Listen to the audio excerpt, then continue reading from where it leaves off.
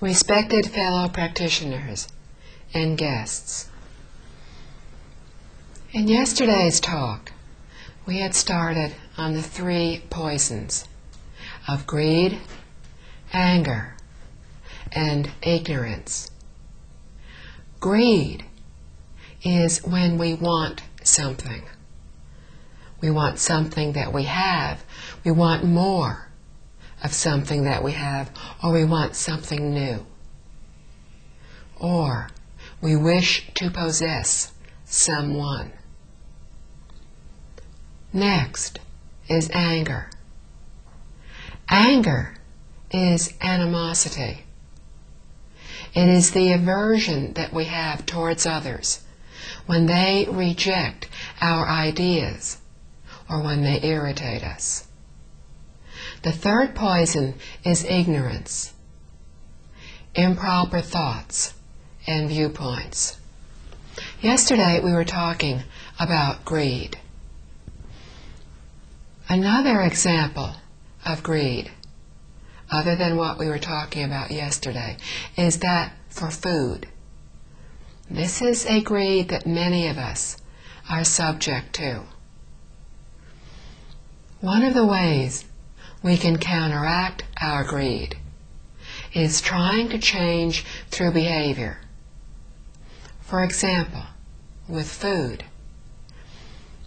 Each time we think of something that we would like to eat, each time we see something and think how good it would taste, we need to start to change by eradicating that thought. But this is very difficult for us to do because changing through behavior is the most difficult way to change. What we might try when we are trying to eradicate our greed for food is to simply eat whatever is placed in front of us, with no thoughts of differentiating between I like this, but I don't like that.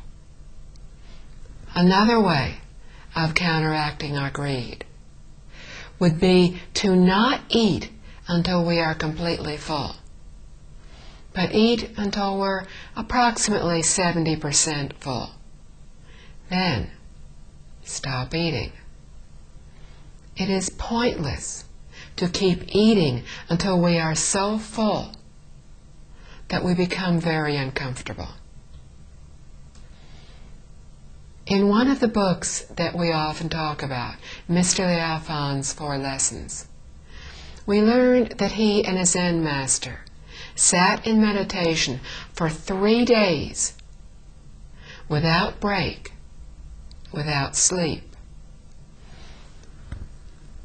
They did not stop for lunch, for dinner, for afternoon snacks, and yet they did not get hungry.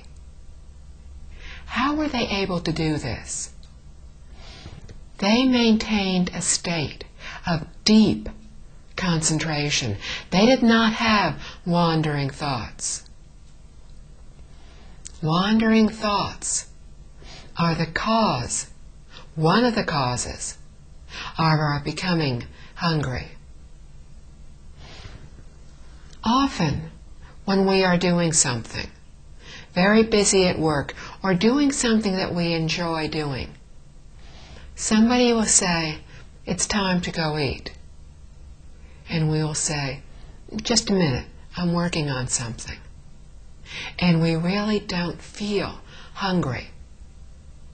We may even find that several hours pass, and we still haven't eaten, and we really don't feel hungry. Or if we think about eating, we again think about work, and before we realize it, we're not even hungry anymore. This is because our deep concentration has eradicated our thoughts of hunger. Our greed arises from our selfishness, thinking this body is me. I need to eat. And this is where all greed arises from selfishness. The second of the three poisons is that of anger. Anger arises when our greed is not satisfied, when we do not get what we want. Feeling frustrated, we give rise to anger. Anger is the cause of our being born into the hell realms. Greed is the cause of our being born into the hungry ghost realm. The third of the three poisons, ignorance, is the cause of our being born into the animal realms. Anger is one of our major problems today. We encounter it before we even realize what is happening. Somebody says something, and instantly, before we realize it, we are angry. It is too late to try to control the anger. It has already blown up. When this happens, we can try to think about why we have become angry. This anger did not just start today. It did not start yesterday, last week. It started many, many lifetimes ago. In a distant past lifetime, one of us said something to the other. We didn't mean to hurt the other one's feelings. We just didn't think. We said something carelessly, and we didn't even realize that we had hurt the other person. They only thought about it for the merest of seconds, and then they too forgot about it. But deep within them, the imprint of what had happened remained. When we meet again in the next lifetime, maybe in 100 lifetimes, in 1,000 lifetimes, but when we again meet, the other person will, on a deeper level, remember that anger. And they will say something to us, this time with a very small intention to irritate us. But that is all. They mean nothing else. But we remember on our deep level. This anger gets passed back and forth each time we encounter one another. And each time we do so, this anger gets a little stronger, and it continues to go back and forth until just saying something to hurt the other is not enough. One of us will need to strike the other. And in a later lifetime, we will get into a fight. And then, in one of our lifetimes, merely fighting will not be enough. Our revenge, our need for revenge, will go more deeply. We will feel it more strongly. One of us will kill the other. We need to understand that all this came about because of one careless thought. We did not mean to say anything to hurt the other. We were just not really paying attention to what we were saying. And this is how that anger, that hatred, started. And this is the cause of the conflicts, the cause of the wars in our world today. If we understand this, if we can understand that yes, this person has said something to anger me, but I am not a helpless victim in this. This person is not the only one at fault. We have been doing this for many lifetimes. We can continue doing this. Or one of us can choose to stop what is happening right now. One of us can think and realize that this anger can continue to grow, can continue to become worse. Or we can realize what is happening and simply let go of the anger. When we become angry, we accomplish nothing. We do not resolve what is going on. It solves nothing. If we respond in anger, the anger simply grows stronger. If we try to respond with logic when the other person is angry, often this will not help to diffuse the anger. Think about how it feels when we ourselves are angry. If we are angry and somebody tells us, calm down, don't be angry, that's very often the very last thing we want to hear.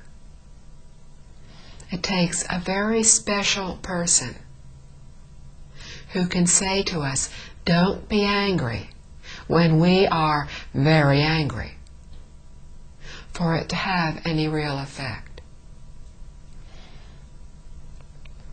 The anger is coming from within ourselves. The other person really isn't making us angry. We are making us angry.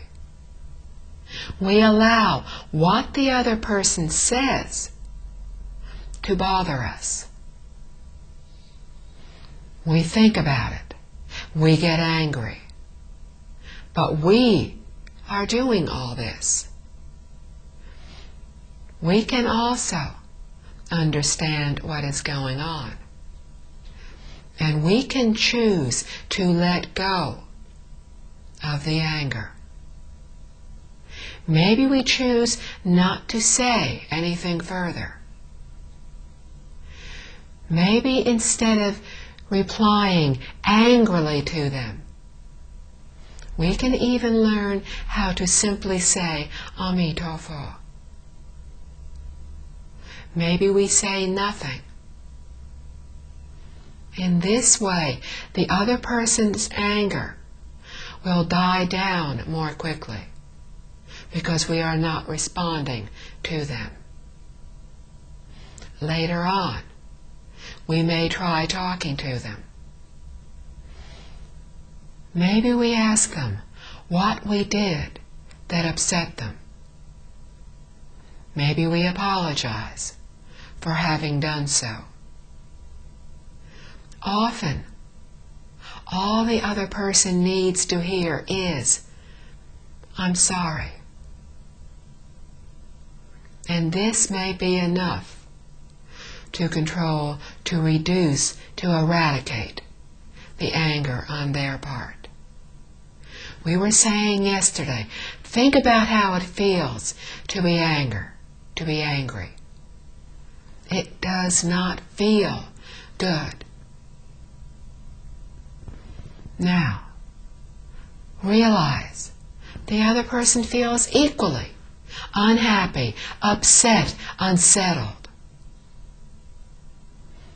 Out of compassion for the other person, we can do what we need to try to reduce this anger to try to find the way to resolve what is going on between us. If we cannot do so, if we cannot find a way to reduce, to eradicate, to stop what is happening, if nothing else, we might try simply avoiding the person, or avoiding the circumstance that seems to trigger this hostility. We can think about what happened in this instance. What did we do? What were the circumstances that made the other person become angry, that made us become angry? Then we can think how to avoid those circumstances in the future. We have many affinities in our lives. These are relationships with people from our past lifetimes. With some people, we have good affinities. When we are with them, we feel happy. When we met them, we might have felt like we were meeting an old friend, and actually, we were. These people simply make us feel good, feel happy when we are around them. But there are others that we have negative affinities with. When we first met these people, they may not have said anything to us. We simply did not like them.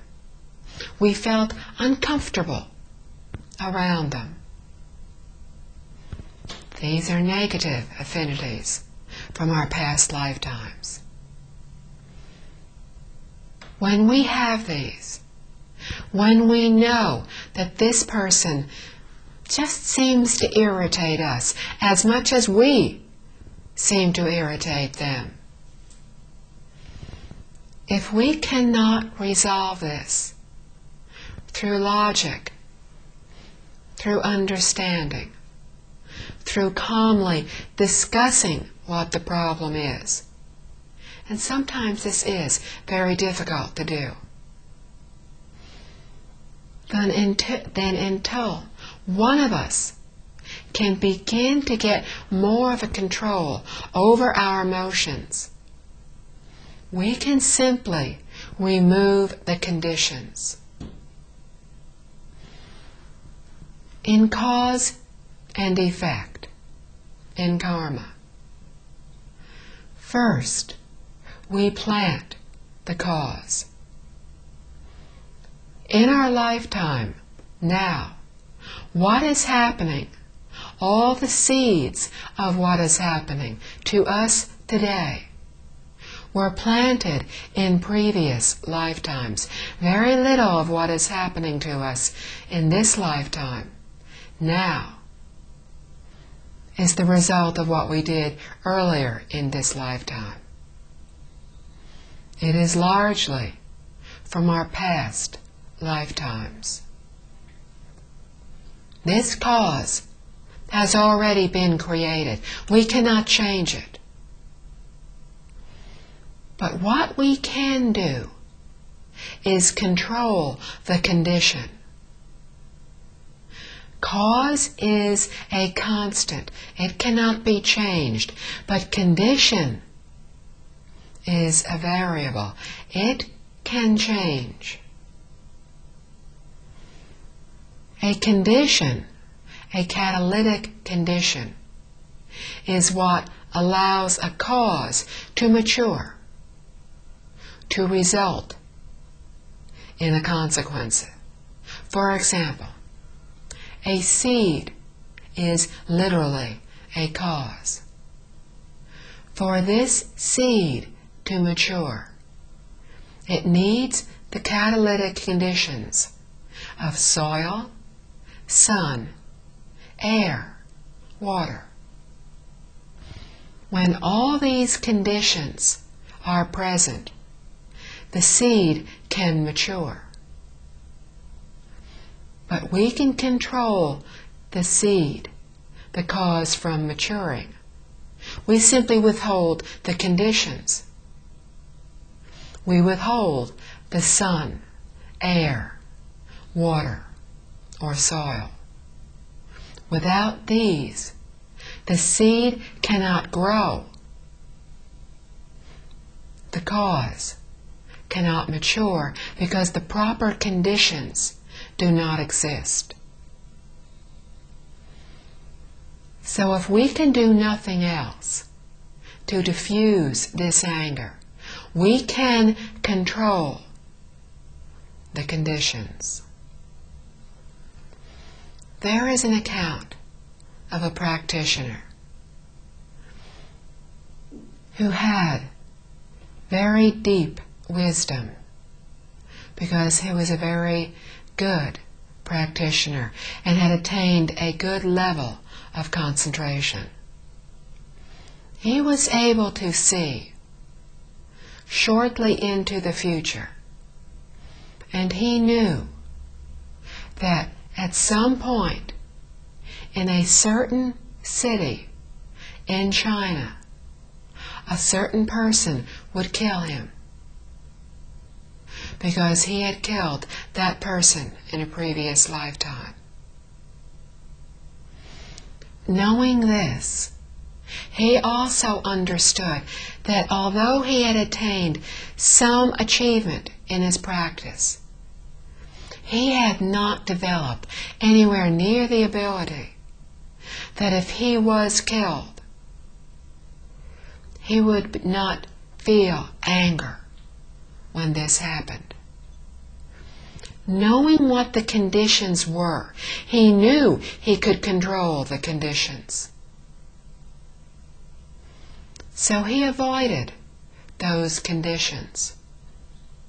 He did not go to that particular city in China for many years. He continued to cultivate, to practice very sincerely, very diligently. He reached the level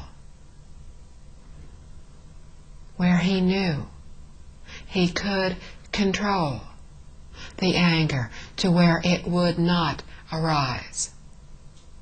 That he really, truly understood what was happening in those circumstances.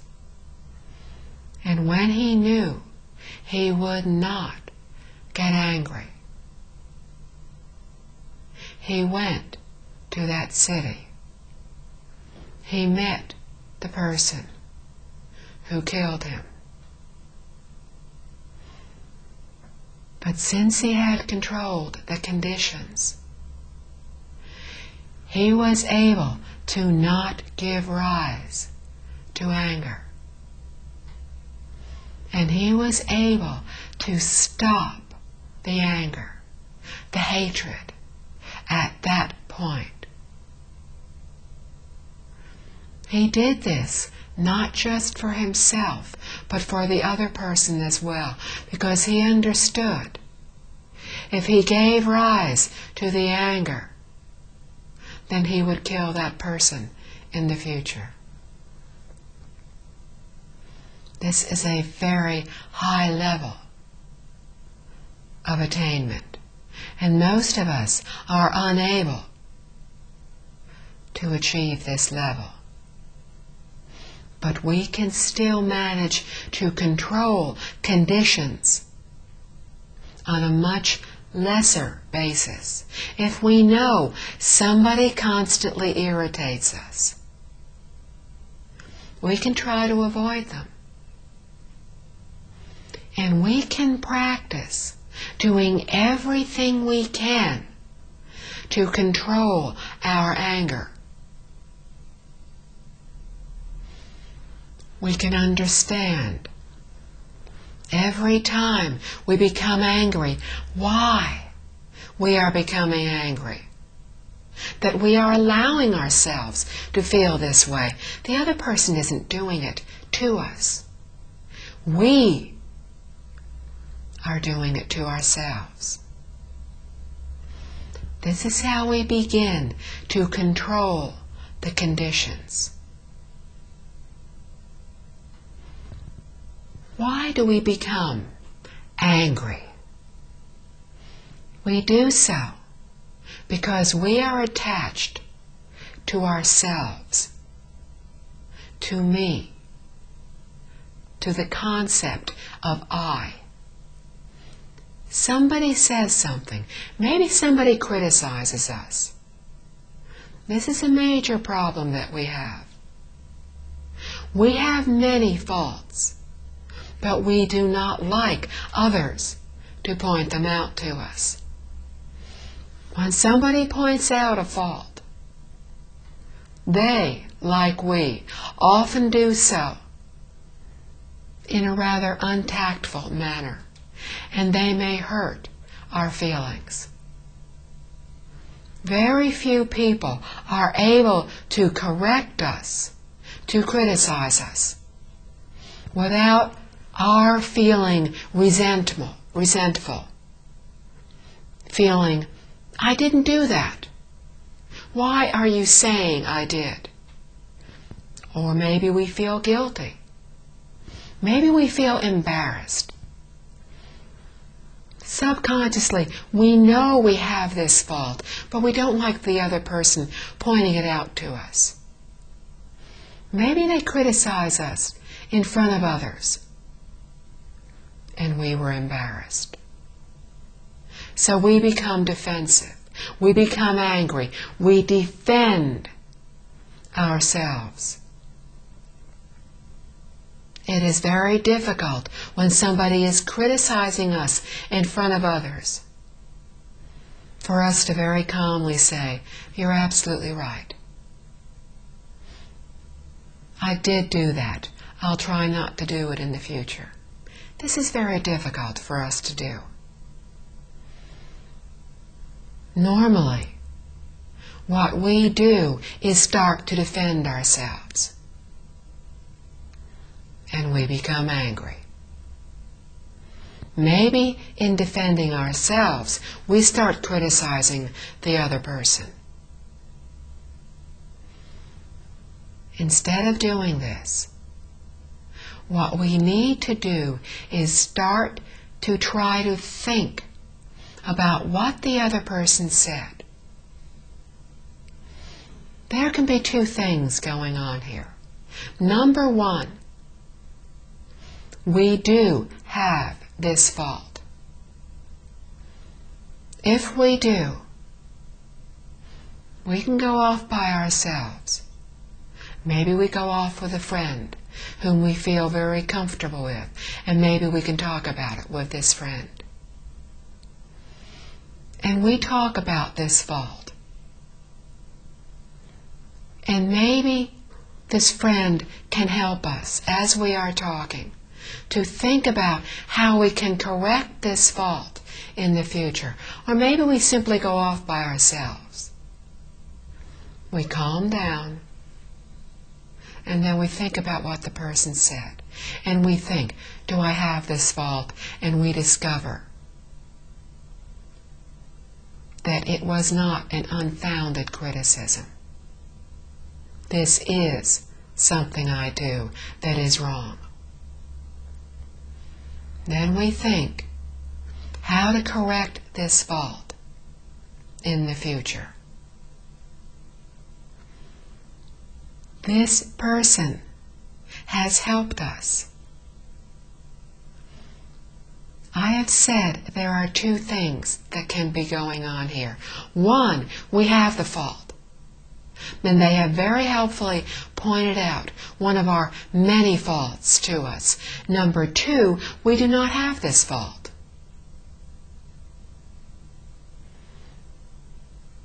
But we can guard against it in the future. We can think to ourselves, I really don't think I have this particular fault. I have many faults. This is one I don't have. But I don't want to develop it in the future. And then we forget about it. We don't need to constantly go over it and feel, poor me, they're picking on me again. Forget about it.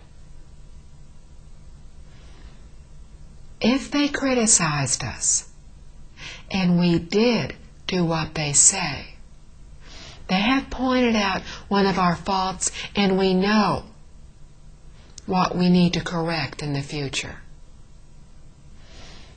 But if they have misjudged us, and they have criticized us for something we have not done, then what they have said has reduced our negative karma. They have just done us a kindness. If we can accept and not get angry, not become defensive, not become irritated, not feel anything negative,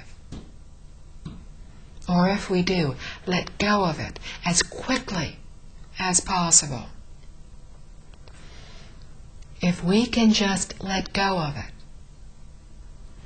they will have helped us to reduce our negative karma. And we have much negative karma. But by criticizing us unfairly, unjustly, they have actually done us a kindness. If somebody has done something kind for us, how can we become angry? They have just, intentionally, unintentionally, done us a favor. When a friend does us a favor, we don't become angry. We appreciate the favor. Even if this friend was not doing something out of kindness, they are still helping us. They are still doing us a kindness. So we in turn appreciate it. If they continue criticizing us, there is no need to respond. If we respond and defend ourselves, we know what happens in this circumstance. They say something that hurts us. We respond. This argument keeps going back and forth. They say, yes, you did. We say, no, we didn't. Yes, you did. No, we didn't. And this goes on, and it keeps getting louder and stronger and worse. And neither one of us is accomplishing anything other than planting more and more seeds for criticism, unhappiness, anger in the future. They may not realize what is going on. We know what is going on because we know about cause and effect. And we know what is going on is because of what happened in the past. And what is going on will continue in the future. Everything arises from the mind. What happens in the future depends on what we think, say, do in this very moment. If we argue, we plant the seeds for arguing in the future. If we understand, we plant the seeds for understanding in the future. if we appreciate the fact that this person may have been kind, not on purpose, but still, they were kind. They helped reduce our negative karma. And if we can appreciate this and react with kindness by stopping the anger, then we plant the seeds for kindness in our future. When we start planting more seeds of kindness, of loving kindness for others, we will only create good conditions in our lives. If we do this so much, so sincerely, because we have gone beyond the point of thinking, this person irritates me. I do not wish to become irritated by this person in the future. I need to get a handle on this now. If we can go beyond this, if we can think, I am frustrated, angry, but this person is just as frustrated, just as angry. For their sake, I need to stop this now. When we do this, when we don't even think of how we feel, when we are only thinking, how does the other person feel? I don't want them to feel badly in the future. Then we are acting in accordance with our true nature. And the goodness that we are creating is not just a small goodness. It is infinite goodness. We read in Liao Fan's 4 lessons of a man who had his destiny foretold, and for years everything turned out exactly as had been destined. So he believed, he knew destiny existed. But he had the good fortune to meet a good teacher who told him how to change his destiny, who told him to correct his faults, to change his behavior, to think unselfishly, to think only of others, to give up thoughts of self, to create all that is good, to avoid everything that is bad. In this way, Mr. Liao Fan created so much goodness in his life that he was able to change his future in his current life. I said earlier, most of what happens in this lifetime is what we created in our past lifetimes. It is difficult to change what is destined to happen in this lifetime. We have to do much that is good or much that is evil to change this very lifetime. That is what Mr. Liao Fan did. And one of Mr. Liao Fan's bad habits was becoming angry. He enjoyed arguing with others. He didn't think how others felt. He did whatever he wanted. When others irritated him, he would very cleverly respond in anger. He was very intelligent. He could hurt others with his speech. And he would do so, knowing he was hurting others.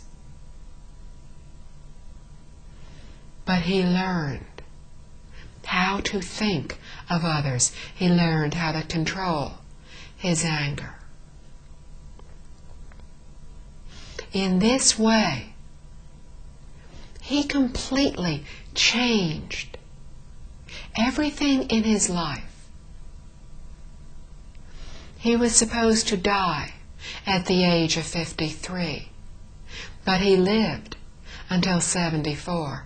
He was not supposed to have children at a time when having sons to carry on the family name was very important. He ended up having 2 sons. Mr. Liao Fan lived 500 years ago. And for many of us, this story feels very distant from us. How do we relate to Mr. Liao Fan in China when we are now in Australia 500 years later? The lessons that Mr. Liao Fan learned are the truth. The truth is not bound by geography, by time. The truth is the same whether it is in China, Australia, this world, or a distant world. The truth remains the same throughout the past, present, and future. The truth is the same regardless of the language that it is spoken in. And the truths that Mr. Liao Fan learned to control his anger were all based on cause and effect. He learned that all his bad things that were happening every day in his lifetime, his state of not having much money, of barely being able to support his wife, of not having the things that they wanted, of not being able to pass the imperial examination, all the difficult things in his life were the result of what he had done in the past. And so much of it depended on his having become angry in the past. Today, everything we encounter has the potential for causing us anger.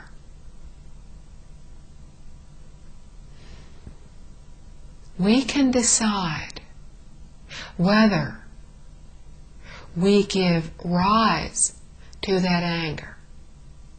We can control it through behavior.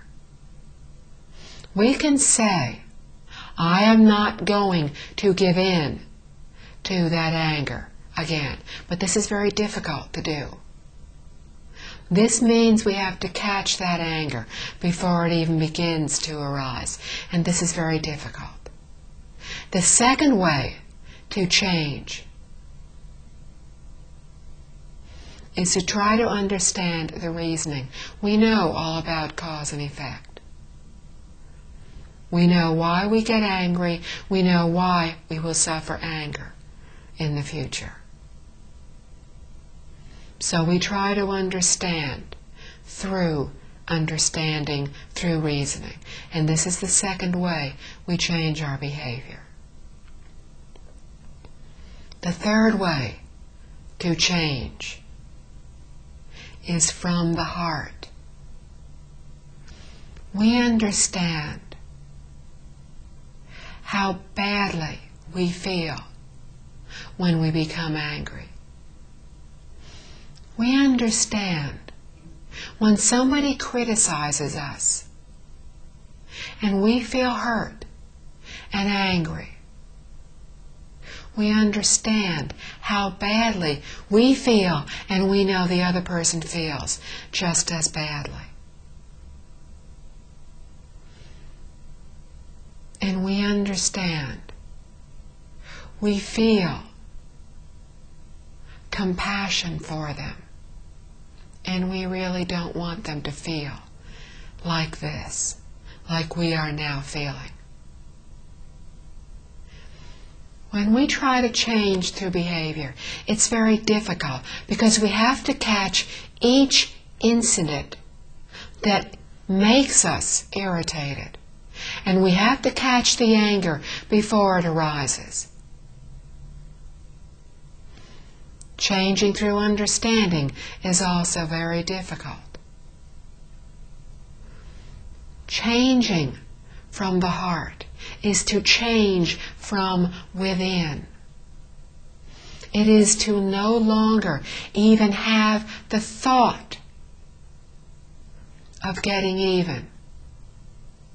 It is to not have the thought of you hurt me, I want to hurt you. To not have the thought of you criticized me, I need to defend myself. It is to not have the thought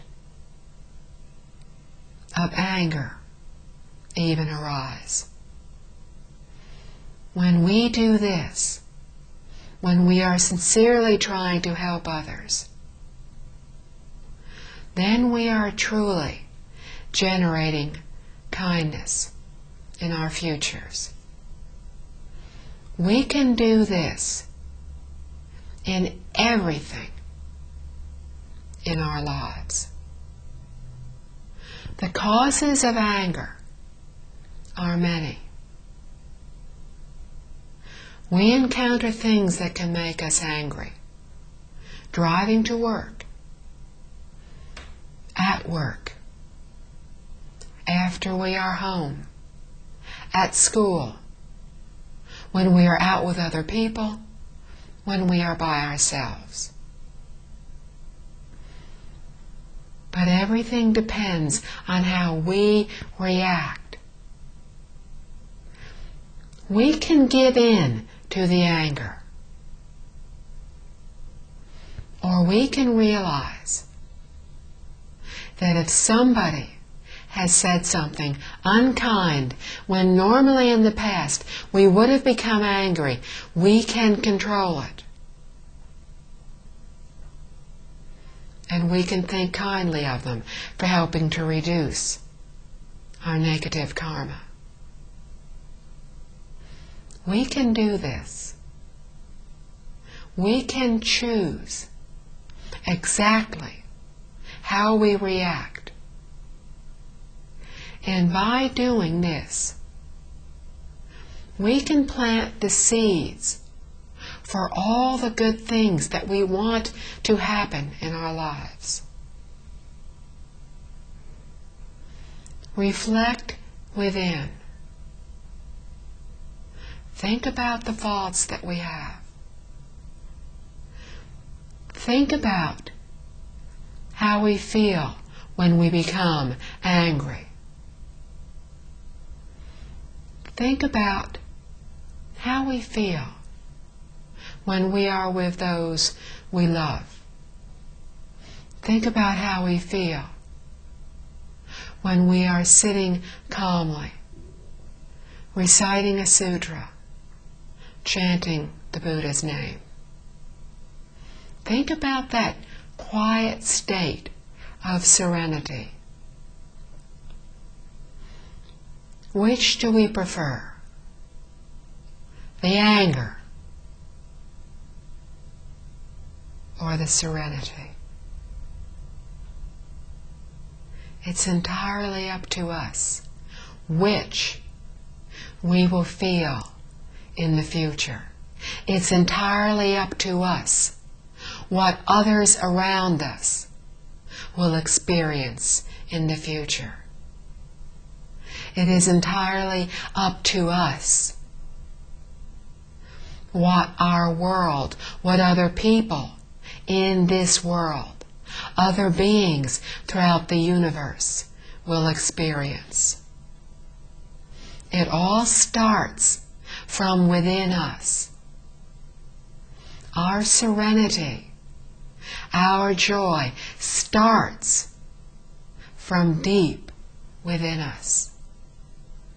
Then it grows to include those around us.